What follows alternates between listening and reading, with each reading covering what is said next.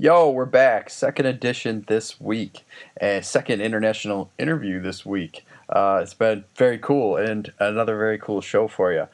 Before we get started, we got to hit a few sponsors. We're going to start with NYSBRA, the New York State Bicycle Racing Association. Hugely important to racing in New York State. Support a lot of what goes on behind the scenes. So hit them up, show them some love at nysbra.com or follow them on Facebook. Also, Legacy Bikes, that's Legacy with an I, Legaci, bikes.com. If you got a kid under 6 and you want to get them started, that's the place to go. No training wheels, get them on a balance bike, legacybikes.com. We're also sponsored by the Dirty Bikes Gravel Series, Dirty with a U, D-U-R-T-Y, open for reg on Bike Reg, 3 epic gravel races, series scoring, cool roads, cool courses, big name racers, awesome prizes. You're not going to be able to beat it. You want to be there this spring. April 13th is the kickoff. Check it out on Bike Reg, Dirty Bike Gravel Series. All right, today's guest is somebody who I've been inspired by for a very, very long time. He built some of the coolest events in American road racing history, the greatest of which, in my opinion, is Battenkill.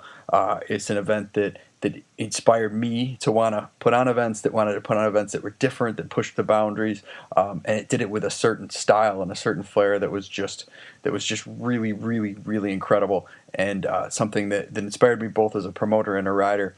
And today, being able to talk with Dieter Drake today about that and everything he did with that event was really, really cool. So I'm excited for you guys to check out the conversation. I'm humbled that I got to have it. And check it out, Dieter Drake and Todd Chesky from Chile. This isn't a road race. This isn't a mountain bike race. This is definitely something that's in the middle of both of those, and it attracts a certain type of person, and I fit that mold. So with my co-host, the sensei of sprint, Todd Chesky. Dude, I'm still figuring this out. It's like if it's too surface of a conversation, sometimes for me it's I don't know, mentally I'm just not as invested. When John Boy and I used to talk to each other on the phone after races, we'd call each other driving home and we would talk about the race longer than the race was. You'll never go out on a training ride and dig that deep. So, all right, what's up, cycling fans? We're back with Pack Chatter. I am in cold, snowy, icy Western New York, and my man Todd is joining me from Chile with the legendary Dieter Drake, where they've been gallivanting around on their bicycles, and we've been fighting the snow. So I'm happy for you guys, not so much for me, but thanks for joining me, and I'm glad to hear that you guys are having fun, and I can't wait to hear about what's going on down there. How you doing, guys?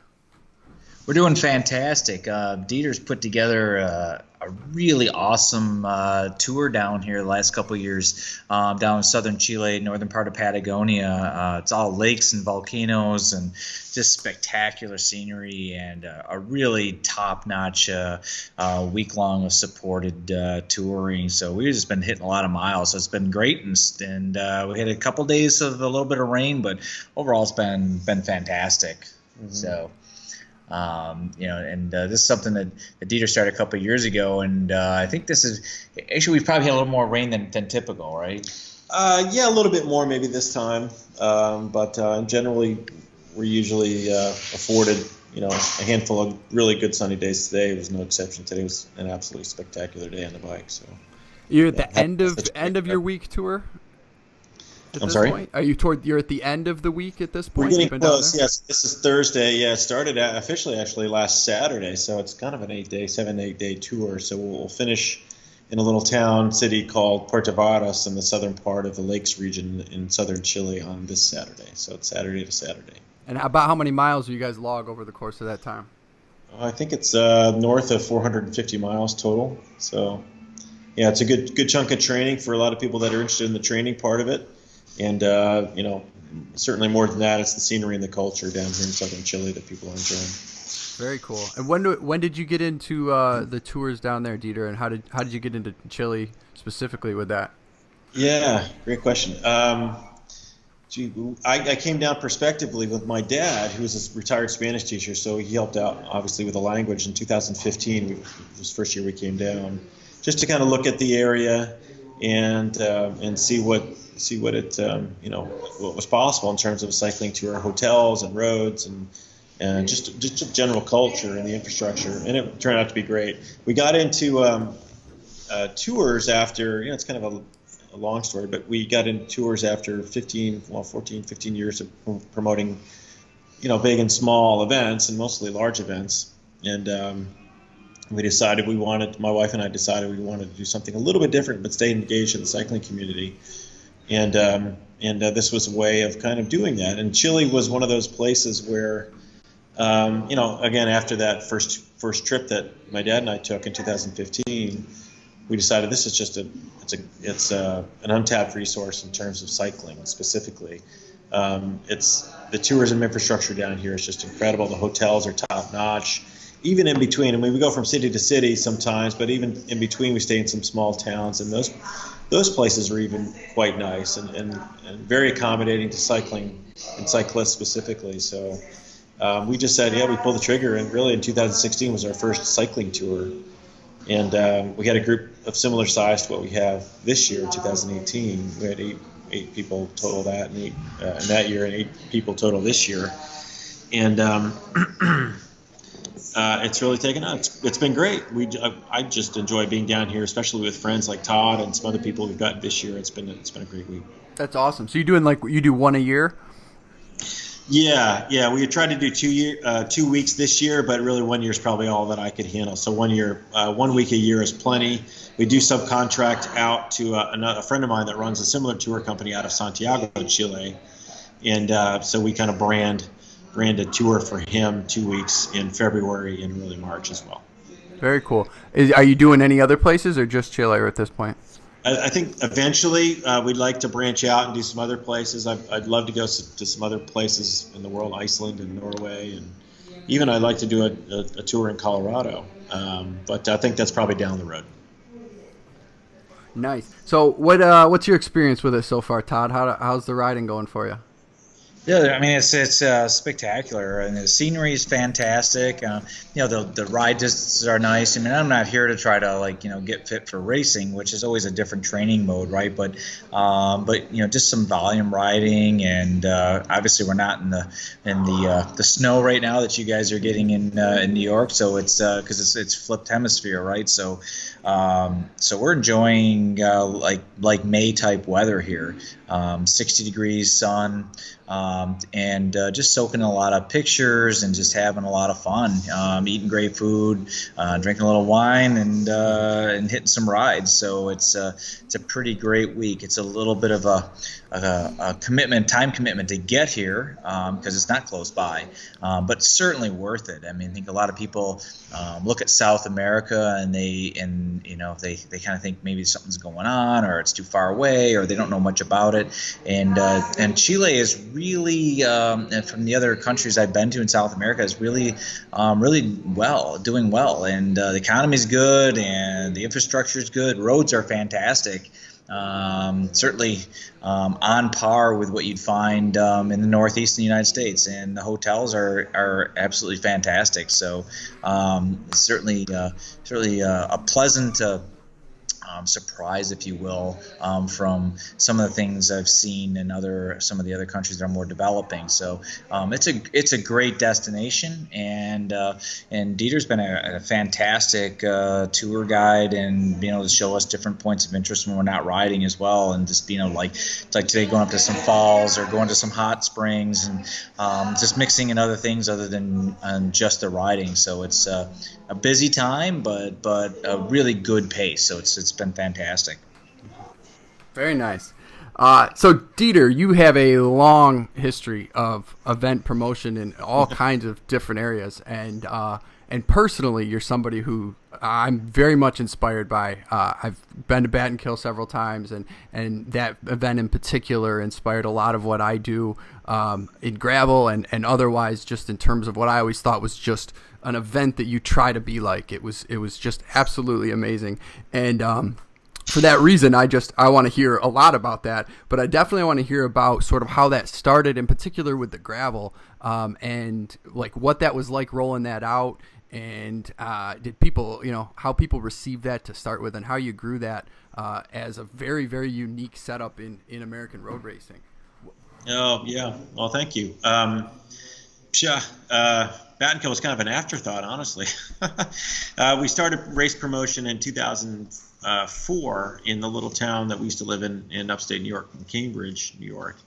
And we started that event was called the Balloon Festival Classic, and that was an event that it was paired along with the Cambridge Valley Balloon Festival. So I thought, okay, it'd be nice to have a spectator backdrop to a cycling event that's already built in. That's kind of the model that I thought would be successful, and it was. We had I don't know, maybe 250 people for that first year event, racing through Cambridge, New York, and then they, hopefully a lot of them stuck around to watch the Balloon Festival, which was great for the village and great for the cycling event. So I thought, okay, that was successful. That was 2004, and so I said, okay, well, I can do this again.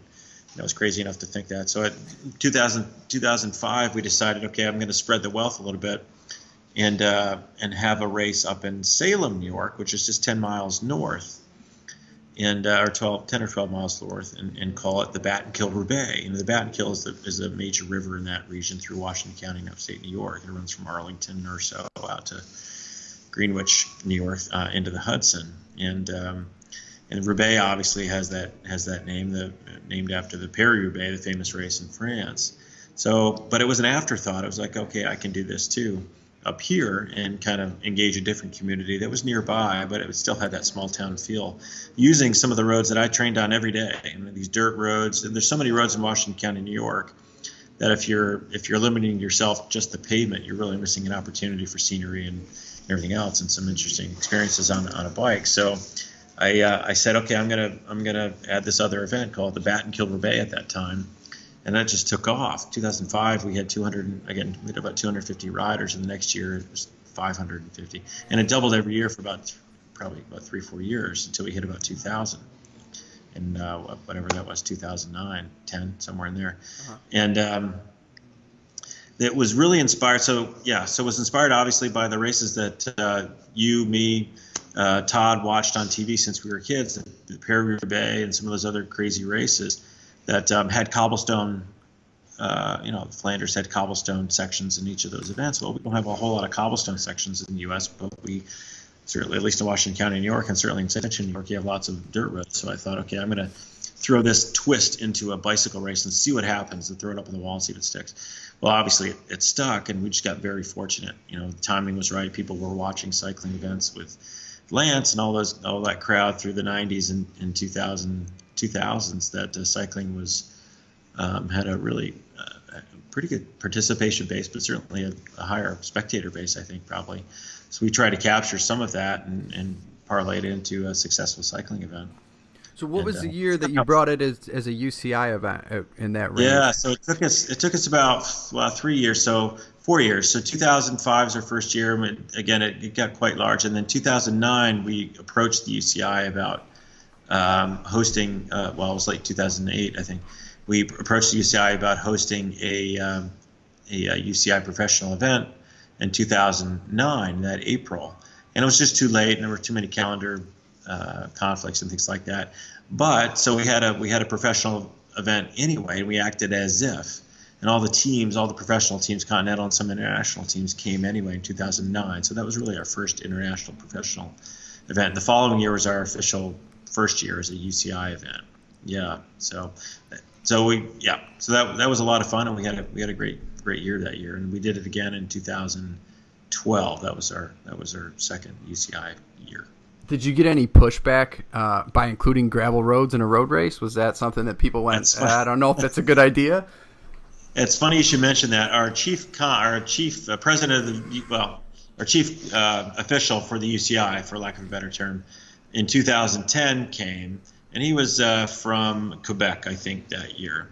And he made an interesting comment at dinner the night before the event, or maybe it was the team directors meeting. He said, they seem to have plenty of paved roads in this area, but we don't seem to be using any of them. So that was a pushback I got, but he was good with it. He thought it was a cool event and thought it had potential. So that was the extent of the pushback I got. Nice. What about from the riders? Were riders leery about racing on dirt initially? I don't have any recollection of any of that happening ever. No, I think people just thought it was this cool, crazy thing out in the middle of nowhere that they wanted to be part of. The numbers certainly reflected that, right? Yeah, one of the things I was going to say, Tony, I think is interesting with the timing of that. And Dieter mentioned this as the timing was good and everything. And so many people are into gravel now. There was no gravel then. Gravel racing wasn't going on, and this was really a precursor to that. It's a really it was really a cutting edge type of event, and pros kind of embraced. Everybody was embracing it. I'm not a gravel guy. I'm not a racer, but people really did. I know Dieter and I talked about it over the years, and he kept saying he was going to lend me his bike one year. Yeah. I don't want to get my bike all full of dirt and stone chips. And he's like, use my bike, but I did ride the event before too. I did as a charity fundraiser. And it was a great event. But I think the interesting part of that is that it was kind of really ahead by several years. I mean, it was probably 4 or 5 years. You guys ran it as this mixed gravel road race before gravel really even started to kind of come into the mix at all for people. Gravel, I think, you guys can probably tell me as much as I can. Probably came about 2011, 2012, I think. Mm-hmm. And then all of a sudden, obviously, it's taken over. So yeah, we had a few years where we grew the event, and I think maybe that inspires some other events to pop up, which is great. Oh, I think gigantically, absolutely. I think the first time I rode a road bike on gravel was because of Battenkill, without a doubt. I think that inspired a lot, and I think with the bike technology being different then. It was a different thing to ride gravel at that point. Now people are riding it with 35, 40, cc tires and disc brakes, and they're tackling maybe a little more aggressive terrain at times too. But, guys are riding it with traditional road setups then, and that makes it a whole different experience. Yeah, and it was it's a spring classic type of an event. We kind of wanted it to be that, and I'm a racer. Todd's a racer. Everybody was racing bicycles at that time, and I wanted just something a little bit different, but not to use the same setup you have and see what happens.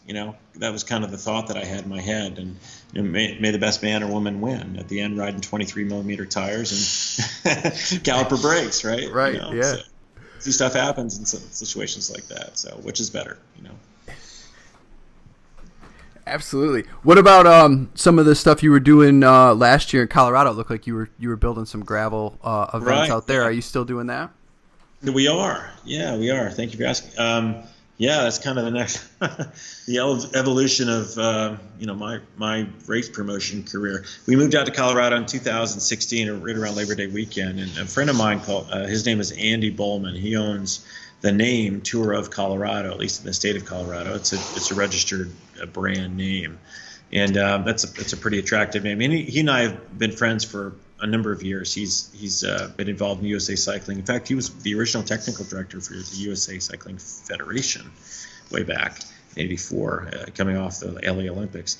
Anyway, he owns that name, and he's not able physically to put on races anymore. And he's put on a number of UCI mountain bike races and road races all over the state of Colorado, and he owns that name. He said, well, what if we partner and you put on some events and draw a demographic that I may not have, and I'm speaking on his behalf, that he may not have access to, and we put on some Grand Fondo or Gravel Fondo type events. And I said, yeah. So we decided to do that. So we're partners in that venture, and we've got 3 events planned for next year, and they are officially gravel fondos, where we've got 3 or 4 different distances supported on the road, but nowhere near the level that as you're familiar with sanctioned racing. But they all finish with hopefully at a brewery, or at least with a beer, sure. And great food or food trucks at the end in a small town environment. And that's again, that's kind of what we did with Cambridge and the Tour of the Battenkill for over 14, 15 years. Do you map the terrain a little differently now than you did with Battenkill, given the fact that maybe you're doing a more gravel-focused event and not having – because Battenkill used to have roughly about 20% gravel, 10, 15 miles of gravel? Right. Yeah, we try to we build them as gravel events, so we aim for at least 50 if we can. And there's an abundance. If you've never been to Colorado, there's an abundance of gravel roads everywhere, which is great, right? So now people are riding bikes out in these places, so they can see some of the roads that we're going to have an event on, the next week or the next month.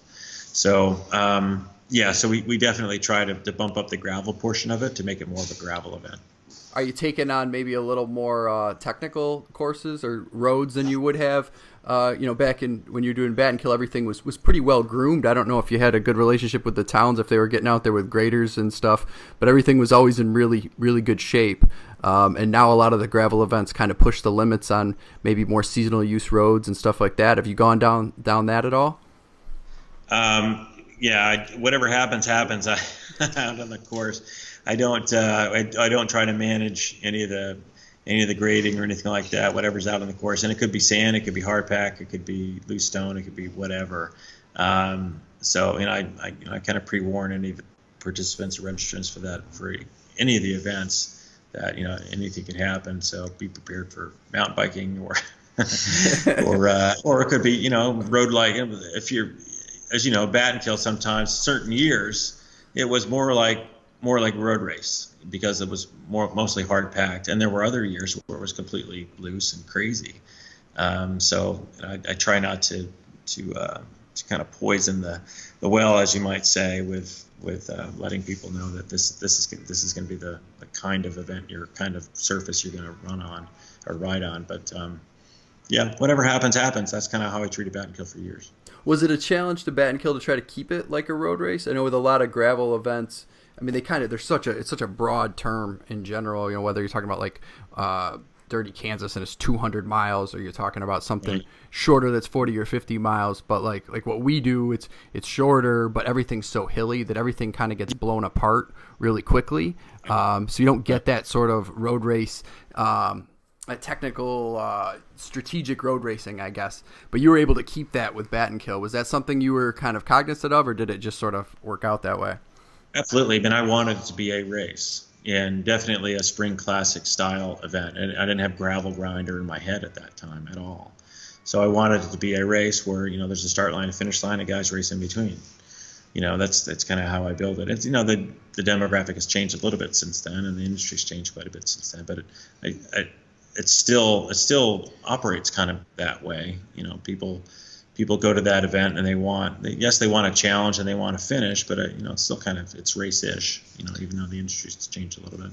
And picking up on that a little bit too is, when we talk about the industry and events and where things are going and how things have changed in the last 15 years. I mean, I've been, as we've talked about, Tony, I've been around this sport a long time. This is 33 years for me, and I can see a lot of change. I see a lot of change, for maybe more predominant in the last 5 years than maybe the aggregate of 20-25 years before that.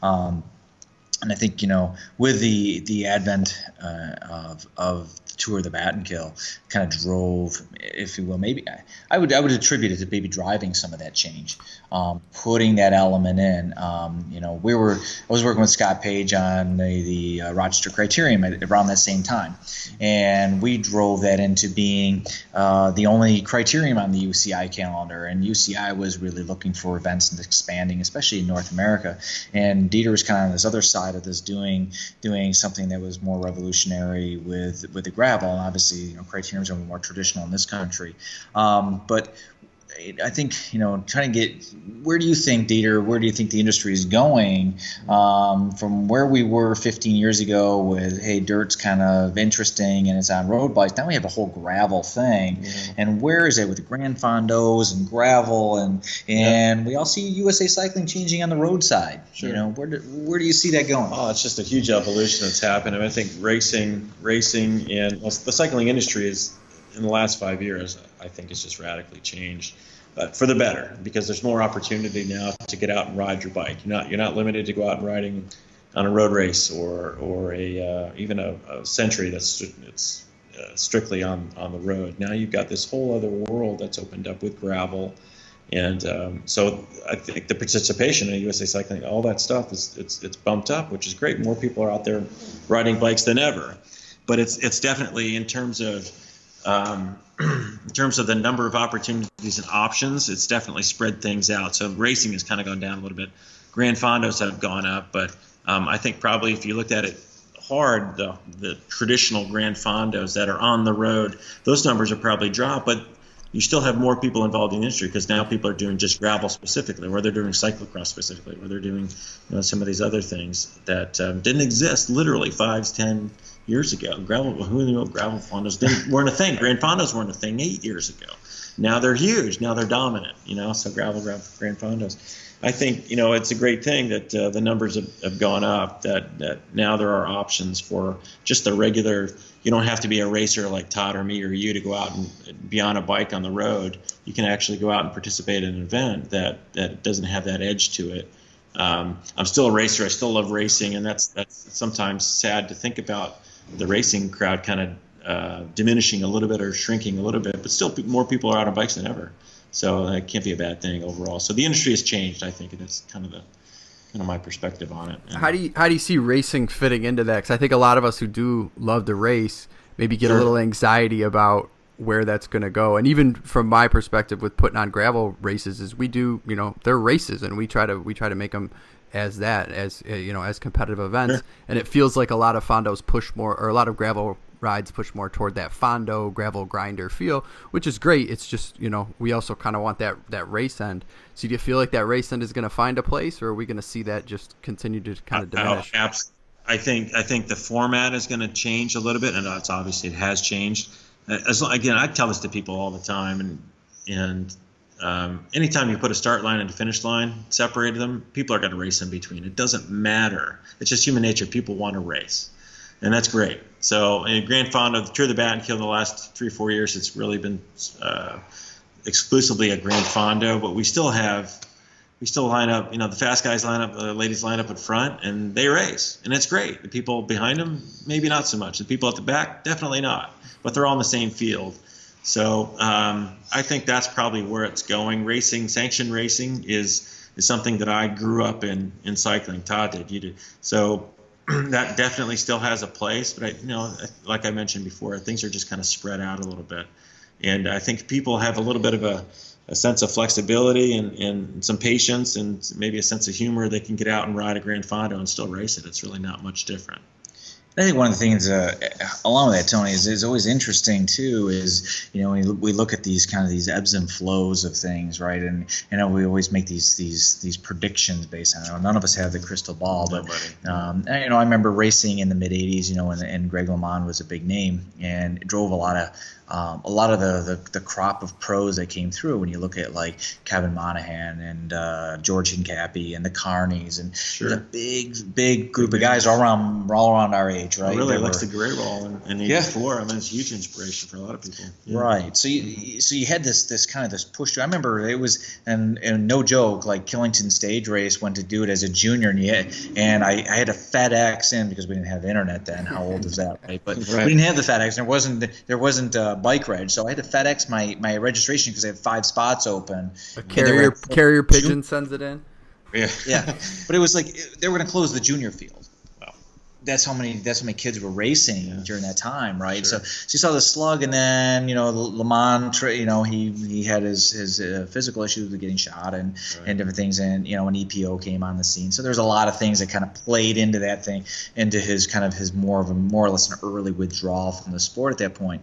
And there was that lull between then and when Armstrong came on, and numbers dropped. Yeah, right, and because there wasn't somebody in the limelight, and so I've seen this cycle kind of happen with things. So I maybe in some regards I get less concerned about like, hey, we've had this drop. Yeah, Armstrong went away. He was a big name. He was a celebrity. Drove a lot of people into bike racing. But we're seeing. I think to Dieter's point is you're seeing people get into gravel and they're doing different things, but they're on bikes and they're experiencing bike racing in different ways. Yeah. And how that transforms in the future, whether and people. I mean, I think we even see it on this tour that we're on right now is people and we have one person here that didn't do a lot of road rides, and he's riding a road bike and loving it, and he's going to buy a road bike. Yeah, right. So there's somebody that just goes like, wow, I was doing mountain biking. I'm going to ride a road bike now. Yep. And he's loving it. And I think you see that kind of that transformation where people get into other areas they didn't necessarily see themselves into before. Yeah. And so before we cast the prediction of saying, I think road racing is dead, it's not dead. It's certainly not dead on a pro level either when you look in Europe and you see the crowds are still going. Even in the States to a certain extent. I mean, racing criteriums, Rochester Crit, for example, is a great shining example of the Charlotte criterium. The criterium racing has done very well, obviously, in the States. Road racing is kind of died off a little bit for a bunch of different reasons, but the criterium racing is a unique American flavor that doesn't exist anywhere in the world. That is enormously successful. So to your point, it's still going to maintain. Racing is still going to be here for as long as we want to ride bikes. That's just the way it is. So, and that's exciting to look forward to that. But the racing, the cycling crowd, it's opened up. So I think it's there's so many more opportunities to get out there and ride a bike that are less intimidating. To your point when you mentioned that we have a person on this tour that's never been on a road bike before, never touched it. Now he's hooked to ride a road bike because it's more comfortable for him. He can see more scenery than he used to, and that's the kind of person that cycling is attracting in 2018. I think along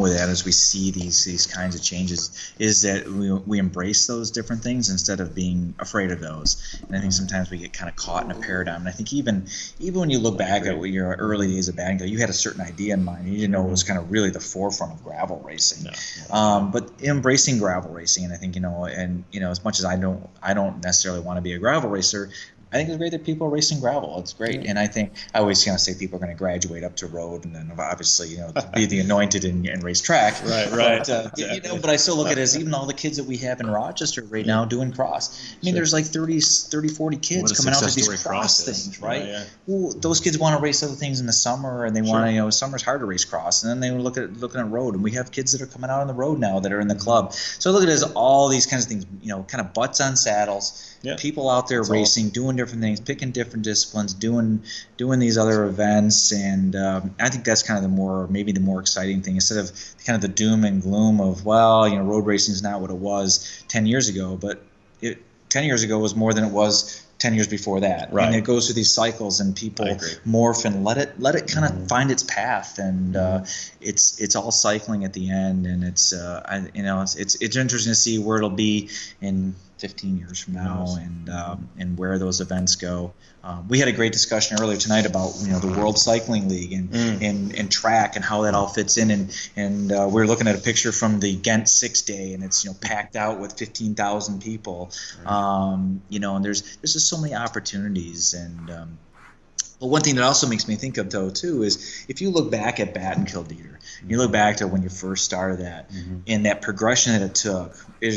Knowing what you know now, kind of like if you could take that knowledge back, is there anything you would do differently with that event to say I would maybe steer it differently than I did? Yeah, I don't think so. I think there were circumstances outside of my control with the cycling industry specifically that changed the industry radically, probably 2012 or 13. So racing and is an enormously sanctioned racing is an enormously expensive venture proportionately to a Grand Fondo or cyclocross race even to put on as an organizer from an organizer's perspective, just the police and costs and things like that.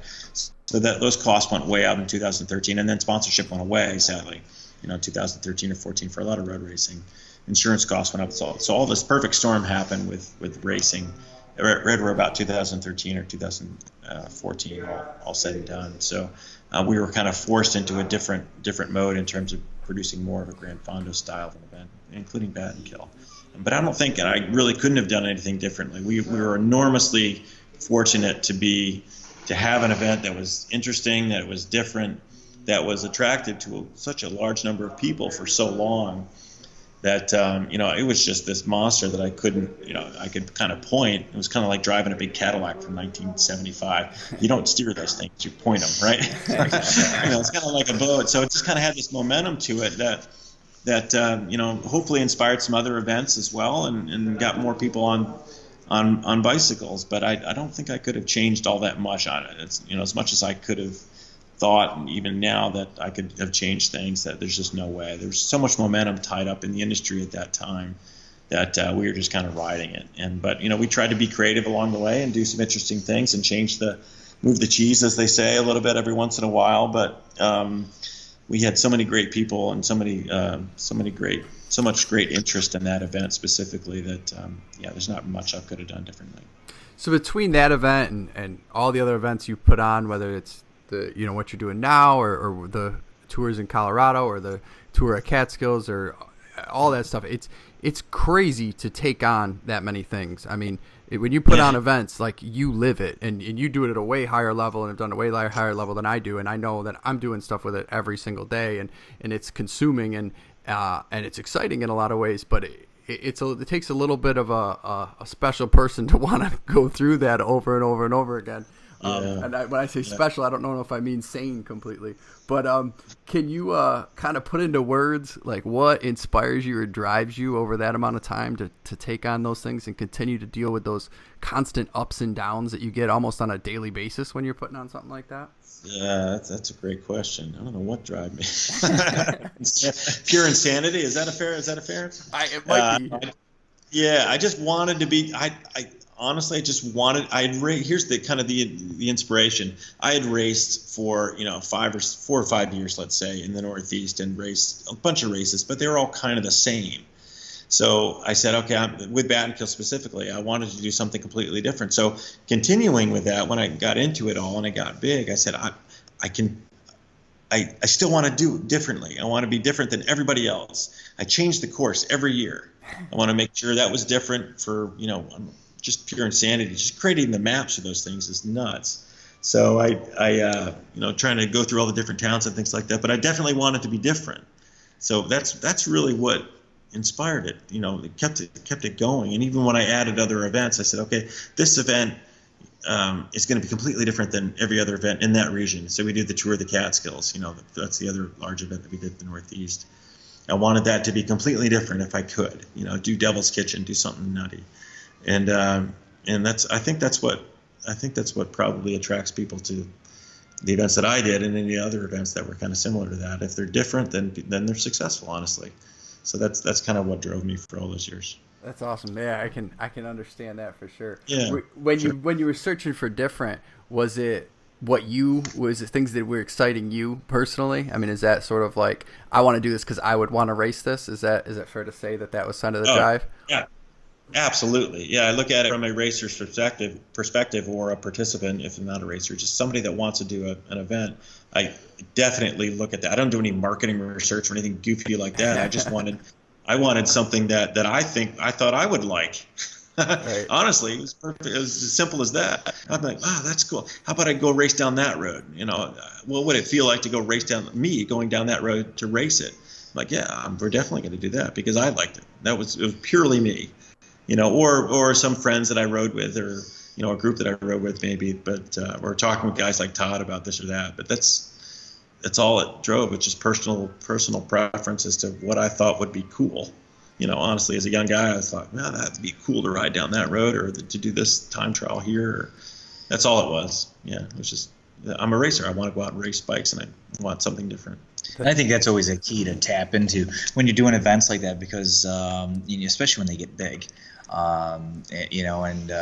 Regional levels, local or regional levels, always a certain amount of work. But when you get to more of a national and even an international level, it's a lot of work, and it really comes down to a passion for that. I mean, there's some inspiration comes from fear of failure, because there's a lot maybe on it, and so there's that element of like I can't let this fall now.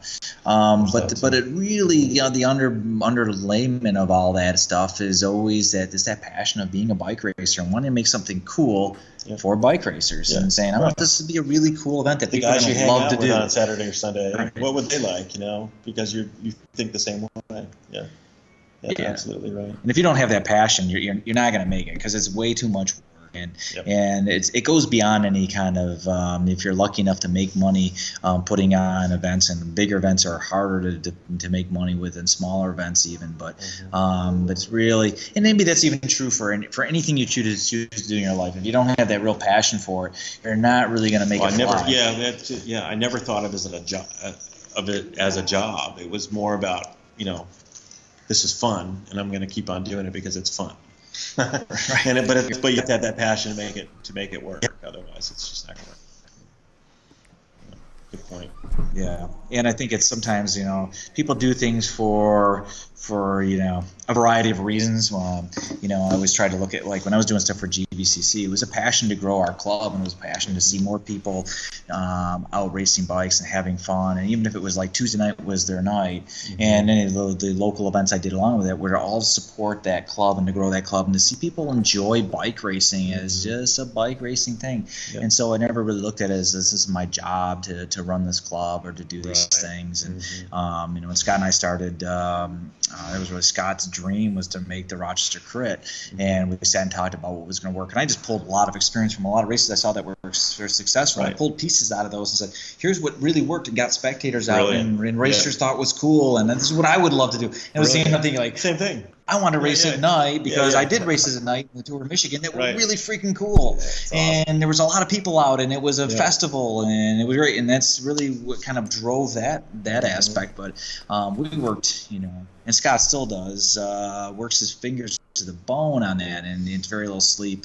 But it's really about a passion, and really about making, and nothing makes his day than seeing people come out and be like, as a pro rider or a top, category rider, or even when there was the amateur races, seeing people come out and say, this was a cool event. I had a great time racing this. Yeah. I can't wait to come back next year. Yeah, so it keeps you going.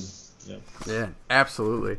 All right. Well, we'll let you guys get going. I know it's a little bit later there, and you probably got another big day of riding tomorrow. But Dieter, I thank you very much for joining us, and thanks for inspiring me for many years, both as a racer and a promoter. Truly, I've always looked up to what you do. So it was awesome to be able to have a conversation with you. Awesome. Thank you, Tony. Is there a good place people can hit you up for what you're working on now, whether it's the Tour of Colorado or to get on one of your tours and come down to Chile with you? Yeah. Tour of Colorado is tourofcolorado.com. We've got 3 events planned for May, June, and July next year. Maybe August, we'll see. And then also the tour company is cyclechile.com. Awesome. We'll put that in the notes too for the podcast. So, all right. Thanks for joining us, and enjoy the rest of your trip, guys.